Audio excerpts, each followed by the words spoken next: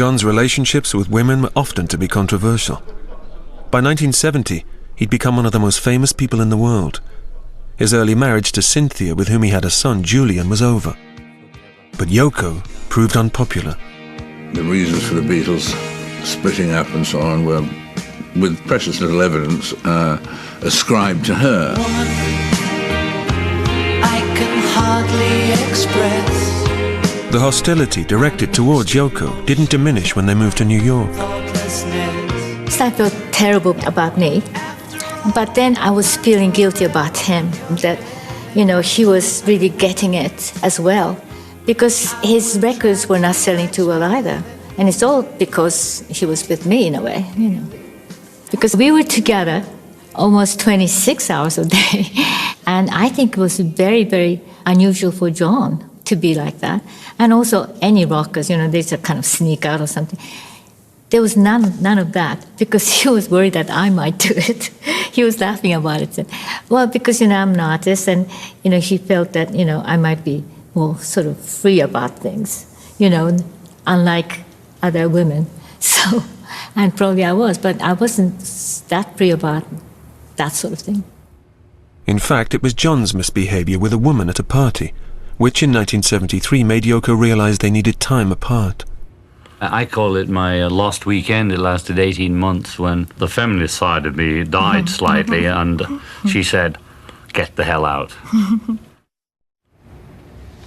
Give me 30 seconds to just be in the space. Elliot Mintz was a Los Angeles-based reporter who'd become a friend of John and Yoko. Yoko thought it would be best for John to go off on his own and for the two of them to part as a separation. And she suggested he leave New York and go to Los Angeles.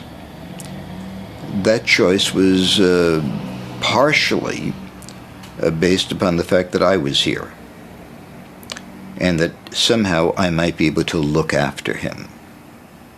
Talk about a burden. Gonna get you. In the first couple of weeks, he did what people do in this city. If you're a bachelor for the first time and by former profession you happen to have been a Beatle. Who on earth do you think you are? A superstar? Well, right you are. He liked the action. For a short time, he liked the parties. He liked the nightclubs. He liked the drinking. He didn't mind the attention of the ladies. I can tell you this. A week, 2 or 3 into the experience, the only thing he wanted was to figure out a way of getting back with Yoko. How in the world are you gonna see?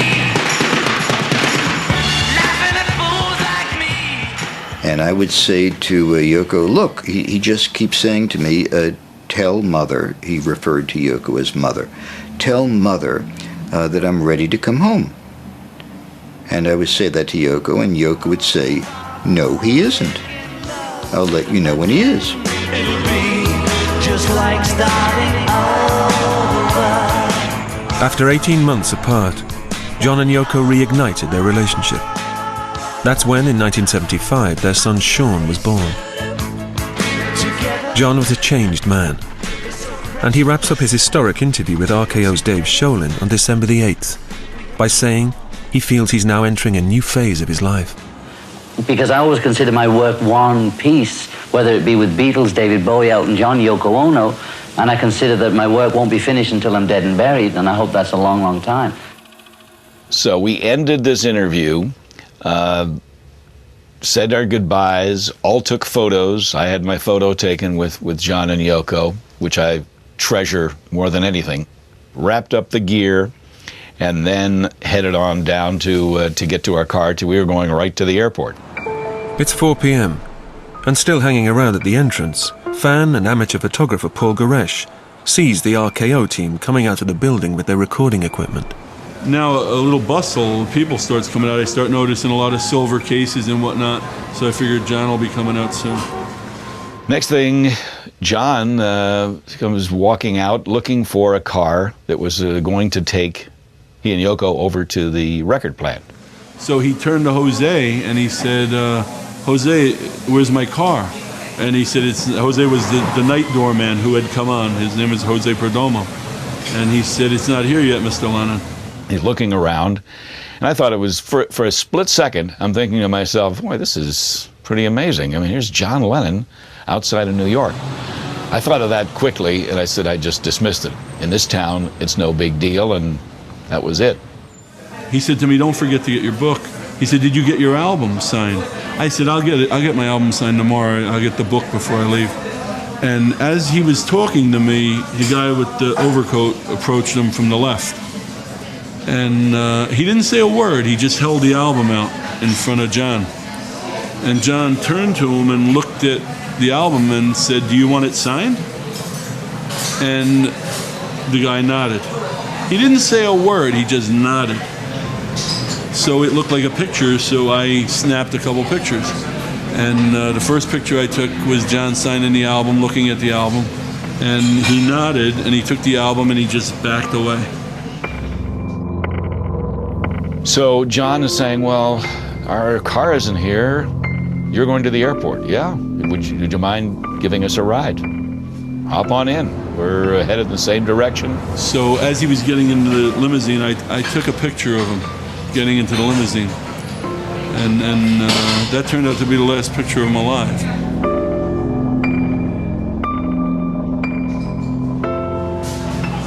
He got in the limousine and he was facing me, and as it was pulling away, John looked out the window and waved to me and smiled.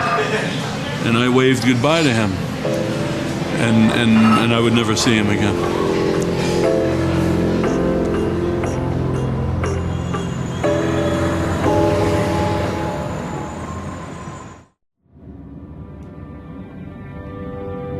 It's now 5 p.m. on Monday, December the 8th, 1980. John Lennon is given a lift to the recording studio by his radio interviewer, who casually asks about his relationship with Paul McCartney. He says, well, he's like a brother. I love him. Families, we certainly have our ups and downs and quarrels, but at the end of the day, when it's all said and done, I would do anything for him. I think he would do that for me, and that was where it was left. So that was great to hear. And we dropped John and Yoko off at the studio, said our goodbyes. While John and Yoko were busy at the studio, a few blocks away in Central Park, a young ABC TV newsman has a motorbike accident. It is to make him a key figure in the night's events. Cops came, ambulance came from St. Luke's Roosevelt. And I remember riding in the ambulance and one of the EMTs said, you're lucky. It's a Monday night, it's quiet. There's a doctor at the ER. She's a young lady. You're going to love her. She's friendly and easygoing. And they're going to take you 1, 2, 3. Back at the studio, John and Yoko put the last touches to the final track they will ever record. Its title is to have a sad significance. So the last thing we did was to record Walking on Thin Ice. It's still hard for me to talk, to think about it, because it's a song that just came to me. But when you listen to the song, it's about us, and how we will be remembered or not be remembered when we turn into ashes. Why was I thinking that? And it's really weird. And John loved that song, and he said, Yoko, this is your first number one. I think you just got your first number one, Yoko. We finished the mix that night, and I walked him down to the elevator, and I said to him, I'll see you at Sterling, the mastering house, at 9 a.m. And he was all smiles and thrilled, and had a cassette of the song with him, and Yoko was all smiles, and the elevator door closed. The last music John ever records is the guitar work on this track.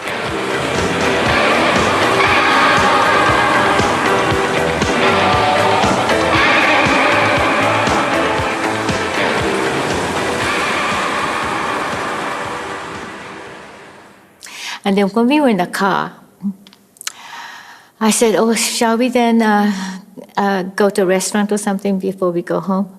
He said, no, I want to see Sean before he goes to sleep. I said, well, he's probably asleep by now, I was thinking, but okay, he wanted to see Sean, so he wants. So, but even if we went to the restaurant, doesn't mean anything. It didn't, make us avoid anything horrible. And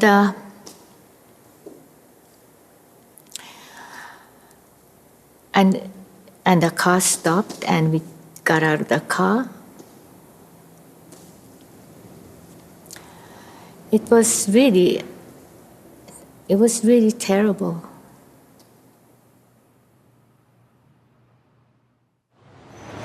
I was a patrolman in a radio car, and I got a call that there was shots fired at 1 West 72nd Street. There was a man pointing into the vestibule, and he said, that's the man doing the shooting. And at that point, we realized this is for real. So I peeked in and saw a man with his hands up. So I threw this guy up against the wall. And at that point, Jose says to me, he shot John Lennon. And I said, you what? I took a turn around to see what was happening behind me, and I saw two of my fellow police officers carrying a man out face up with blood coming out of his mouth. At that point, I looked and I recognized John Lennon. 2 police cars, one with John in the back and the other with Yoko, rushed to Roosevelt Hospital. Emergency room doctor Stephen Lynn is on standby. I actually got here before the patient. I didn't know exactly what was happening. Everybody in the emergency department was ready. Through the doors just like these, 2 police officers came in. We didn't have locks in that period of life, but we do today. They were carrying a body over their shoulder. It was lifeless. We were ready. It was a very busy night. There were other people who came swaggering in with varied and sundry problems. There was a waiting room full of people. And there was a gentleman who had come in about an hour before Lennon was brought in, who was in a motorcycle accident. And it turned out that he was a cub reporter. The doctor comes over and she looks at me, and I'm just filthy with everything.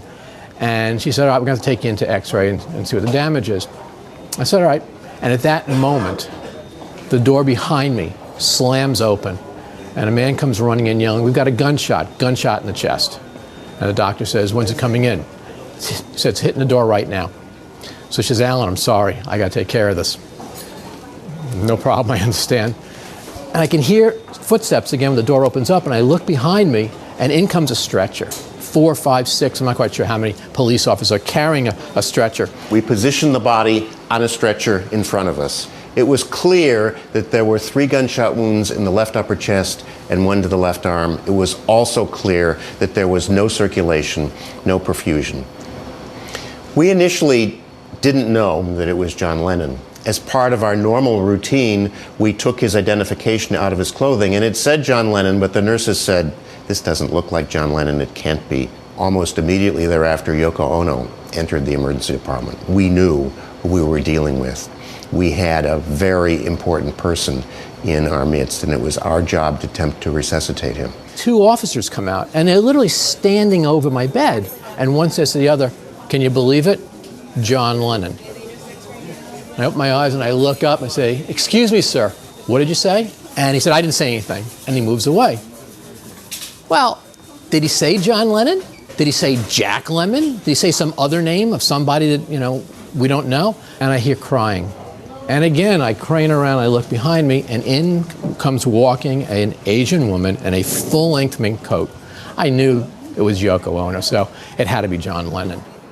Alan Weiss manages to get to a payphone and call his news desk, with the information that John Lennon has been shot, is in hospital, condition unknown. A British freelance radio reporter, Tom Brooke, is living in New York. On that day, I was at home. I lived down in Greenwich Village, and I got a call from Jonathan King, and he told me he just heard a news report that there'd been a shooting at the Dakota apartment building and that possibly John Lennon was involved. Well, when I heard that, I thought this could be a really, really big story. So I left home very rapidly with my tape recorder and a radio, got in a cab, came up 8th Avenue, and I arrived here probably around 11:15.